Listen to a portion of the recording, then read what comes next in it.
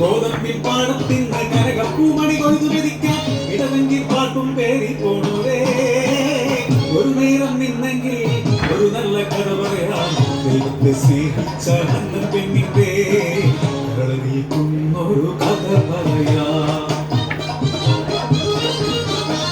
ഗോതമ്പു പാടം കൊയ്യുന്ന നേരം ഏർഗാനമൊന്ന് കാതിൽ മൂടി.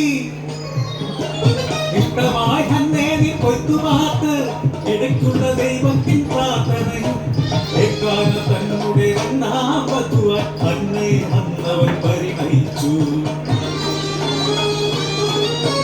വയൽക്കിളി കളിയാക്കി പലരും ചൊല്ലി നാണം കൊണ്ടാ പെണ്ണ് കൊടുക്കുമ്പോൾ ഏർഗാനതങ്ങളുടെ രണ്ടാം ഭാര്യ പന്നെട്ടി കുട്ടികൾ ജനിച്ചതില്ല. അവസരം കാത്ത് പെണ്ണീനായും പുത്രനും അന്നായെ ചേർന്ന് കളിയാക്കി.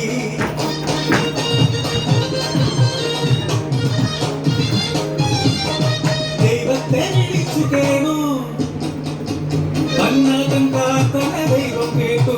വിത്തു വീണ പാടത്ത് ഗോതമ്പു വിളഞ്ഞപ്പോൾ അന്നതനുള്ളിൽ ജീവൻ കുടിച്ചേ.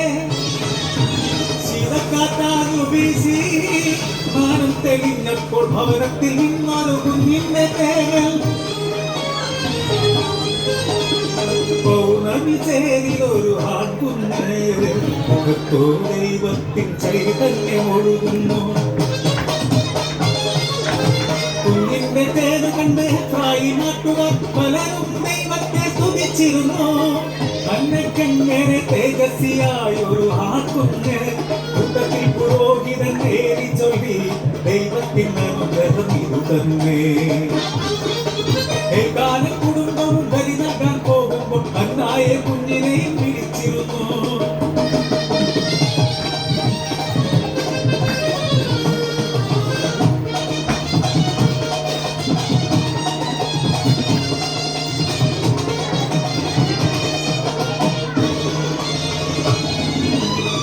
ഇന്നു നമ്മൾ ദേവാലയത്തിൽ പ്രാർത്ഥനയ്ക്കായി പോകുന്നു.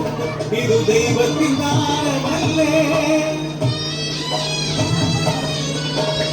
നെഞ്ചു തുടിക്കുന്ന പെണ്ണ് ഉറക്കെ ചൊല്ലി പൈതലല്ലേ ഇവന്റെ കുലക്കുടി മാറട്ടെ പിച്ച നടക്കാനായിരട്ടെ.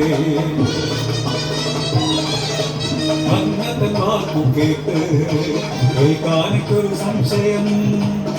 സാധുവേലിനെ ദൈവത്തിനായി സമർപ്പിക്കാനായി ഏകനല്ലേ കാത്തതയാ ദൈവം തന്നതല്ലേ. ഭക്തയാം കണ്ണൻ ഭർത്താവിനോട് ചൊല്ലി വരുന്ന നാളിൽ കർത്താവിൻ സന്നിധിയിൽ സാധുവേലിനെ സമർപ്പിച്ചിടാം. കൊയ്ത്തും പാട്ടും മേളവും ഉയർന്നു ഗോതമ്പു പാടങ്ങൾക്കിടയിലൂടെ കുലകുടി മാറിയ പിച്ച നടക്കുന്ന കുഞ്ഞിനെ സമർപ്പിച്ച ചിറയിലെ കോടവേ അന്നേവൻ ധരിച്ചു നിന്നു.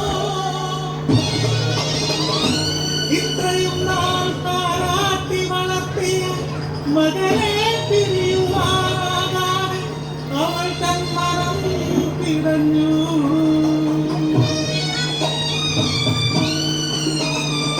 നെഞ്ചകം തകർന്നമ്മ നിലത്തിരുന്നു. പൈതലെ നെഞ്ചോട് ചേർത്തു ചൊല്ലി നേർച്ചകൾ നേർന്നപ്പോൾ ലഭിച്ചതല്ലേ യഹോവയ്ക്കാകിന്നെ സമർപ്പിച്ചു പോ.